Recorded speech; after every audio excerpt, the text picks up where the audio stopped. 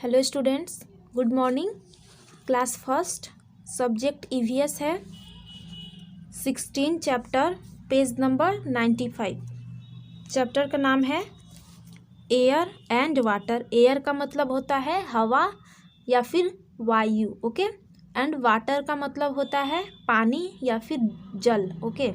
तो इसके बारे में हमें पढ़ना है। यहाँ पे देखिए, put a tick against the right action. Right action के सामने आपको टिक करना है। जो रॉन्ग है उसके सामने क्या करना है? कुछ भी नहीं करना है, ठीक है। तो आप यहाँ पे देख सकते हैं, यहाँ पे बारिश हो रही है और एक कुछ रखा हुआ है जिसमें पानी को रोका जा रहा है, ठीक है। तो ये सही काम है, क्योंकि अगर बारिश हो रही है, अगर हम पानी को रोक रहे हैं, जमा कर रहे हैं, तो उससे बहुत सारी काम हो सकती है। फर्श धोए जा सकते हैं या फिर छत पे रखे जा सकते हैं, जिससे चिड़िया पानी पी सकती है, तो उसके लिए भी भला होगा, ठीक है। इस पानी का यूज बहुत सारे चीज़ों में किया जा सकता है, तो इसलिए यहाँ पे ये सही काम है, तो यहाँ पे आपको टिक कर देना है। फिर नेक्स्ट यहाँ पे देख सकते हैं, ये पौधा लगा रहा है, तो ये बहुत ही अच्छा काम है, पेड़ पौधा लगाना। आप भी ट्राई कीजिएगा कि हमेशा पेड़ पौधे लगाते रहें, ठीक है। तो ये बहुत ही अच्छा काम है, तो इस पर आपको टिक कर देना है। यहाँ पे देखिए, पटाखा बजा रहा है, ठीक है। तो ये बहुत ही गलत काम है, इससे प्रदूषण होता है, फैलता है, ठीक है। बहुत सारे लोगों को बीमारी हो जाती है इसके वजह से, इसके आवाज़ से, इसलिए हमें ये नहीं करना चाहिए। पटाखा बजाने से जो वायु होती है, मतलब जो एयर होती है, एयर वो प्रदूषित हो जाती है, और जो हम लोग सांस लेते हैं उससे हमें बीमारी हो जाती है, तो इसलिए ये नहीं करना चाहिए, ठीक है। और यहाँ पे कोई नल छोड़ दिया है, देखिए यहाँ पे पानी गिर रहा है, मतलब पानी की बर्बादी हो रही है। तो हमें पानी की बर्बादी कभी भी नहीं करना चाहिए, तो इसलिए ये गलत है, तो यहाँ पे मैं टिक नहीं करूँगी। बस ये दोनों सही है, तो इसलिए यहाँ पे टिक का निशान किया गया है। चलिए नेक्स्ट पेज 96 में हम लोग एयर के बारे में पढ़ते हैं। Air is all around us. जो एयर होता है मतलब हवा, वो हमारे आसपास होते हैं, ठीक है। All living things need air to live. Living things का मतलब होता है जीवित वस्तु, ठीक है। तो ऑल लिविंग थिंग्स, जितने भी लिविंग थिंग्स होते हैं, उन्हें एयर की ज़रूरत पड़ती है जीने के लिए, ठीक है, जिंदा रहने के लिए। We can not live without air for more than a few minutes. कहने का मतलब हम लोग जो हैं बिना एयर के 1 मिनट तक भी नहीं रह सकते हैं, ठीक है। अगर आप लोग कभी भी नाक बंद करके सांस रोकने का ट्राई कीजिएगा, तो 1 मिनट भी नहीं होगा तो आपका सांस फूलने लगता है, क्योंकि हम हवा के बिना नहीं रह सकते। हमें ब्रीथिंग बहुत ही ज़्यादा ज़रूरी होती है, ठीक है। तो यहाँ पे एयर का इम्पोर्टेंस के बारे में बताया गया है। We can not see air, और हम लोग हवा को नहीं देख सकते हैं, क्योंकि हम लोग हवा को नहीं देखते हैं। आपको पता होगा, हवा को सिर्फ हम लोग we can only feel it. हम लोग हवा को सिर्फ महसूस करते हैं कि हवा तेज़ है या फिर हवा स्लो है, लेकिन हम लोग हवा को नहीं देख पाते हैं कि हवा जो है वो कैसी है, वो किस कलर की है, ओके। यहाँ पे भी देख लीजिएगा, now I know moving air is called wind. जो हवा तेज़ चलती है ना, उसे क्या बोला जाता है? वाइंड बोला जाता है, उसे पवन बोला जाता है हिंदी में, और इसे इंग्लिश में वाइंड बोला जाता है, ठीक है। यहाँ पे देखिए, the blanket of air that surrounds the earth is called atmosphere.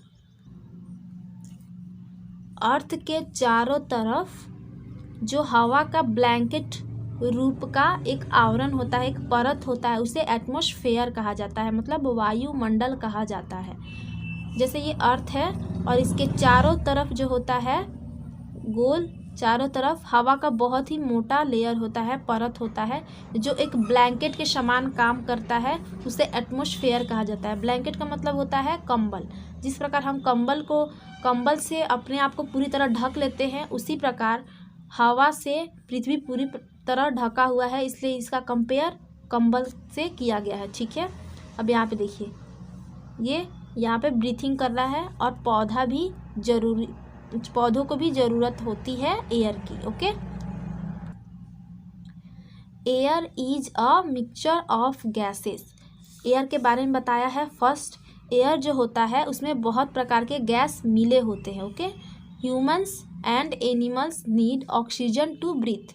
जितने भी आदमी या मनुष्य जितने भी होते हैं, मनुष्य, ठीक है, और एनिमल्स जितने भी होते हैं मतलब जानवर, उन्हें ऑक्सीजन की ज़रूरत पड़ती है सांस लेने के लिए। ब्रीथ मतलब सांस लेने के लिए उन्हें ऑक्सीजन की ज़रूरत पड़ती है।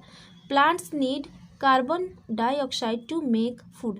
और जितने भी प्लांट्स होते हैं उन्हें कार्बन डाइऑक्साइड गैस की ज़रूरत पड़ती है फूड बनाने के लिए, मतलब भोजन बनाने के लिए।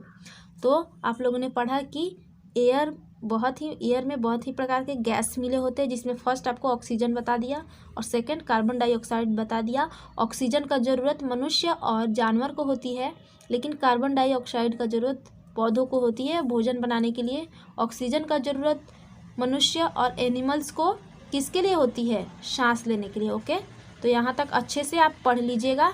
और यहाँ पे एक एक्टिविटी दिया गया है आपके लिए, आप इसे अपने घर पे भी कर सकते हैं। देखिए, take 2 balloons, fill 1 with air, weigh both the balloons, what do you find. कहने का मतलब आपको 2 बैलून्स लेना है और इस प्रकार बना लेना है। ठीक है, इस प्रकार आपको बना लेना है लकड़ी से।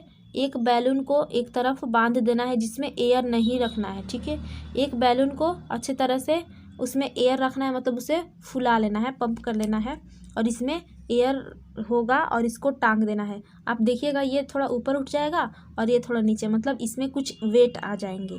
ठीक है, यहाँ पे क्योंकि खाली है तो इसलिए ये ऊपर चला जाएगा, ये भारी हो जाएगा क्योंकि इसमें हवा भरा होगा। इसके कहने का मतलब ये है कि जो बैलून्स है इसमें हवा भरा है और वो नीचे आ गया और ये ऊपर है। इसके मतलब कि ये दोनों बैलून्स तो सेम है, बस ये क्यों नीचे आ गया? क्योंकि इसमें हवा भरा है। इसका मतलब ये हुआ कि एयर में जो होता है वो वेट होता है, वजन होता है। ठीक है, ये एक्टिविटी है, आप घर पे कर सकते हैं आपका मन किया तो। यहाँ पे लिखा है this shows that air has wait. ये बताता है कि एयर के पास वेट होता है। वेट मतलब वज़न होता है। यहाँ पे देखिए, फर्स्ट आपको बताया है वाइंड मिल मतलब पवन चक्की होता है, रेगिस्तान में ज़्यादा होता है तो पवन चक्की ये हवा से चलने वाली चक्की होती है। फिर क्लॉथ्स ड्राइंग, कपड़ा सूख रहा है, ये भी हवा की वजह से। काइट फ्लाइंग, जो पतंग उड़ाते हैं हम लोग, हवा की वजह से तेज़ हवा रहती है तो ज़्यादा पतंग ऊंची उड़ती है। वुड बर्निंग मतलब लकड़ी को जलाना भी हवा की वजह से होता है। आप गांव में देखे होंगे चूल्हा में फूंकने से आग जल्दी पकड़ता है, इसका मतलब उसे हवा की ज़रूरत होती है। फिर यहाँ पे देखिए, सेल बोट को भी चलने के लिए हवा की ज़रूरत पड़ती है तो ज़्यादा तेज़ चलते हैं। तो ये हुआ हवा की ज़रूरत के बारे में बताया गया है। यूजेस ऑफ हेयर ये हम लोग कल पढ़ेंगे, इसके बारे में मैंने यहाँ पे बता दिया, ये अच्छे से डिस्क्राइब करके कल पढ़ेंगे। आज आप इतना ही पढ़ लीजिएगा अच्छे से और इसको एक्टिविटी को घर पे करके देखिएगा। ओके।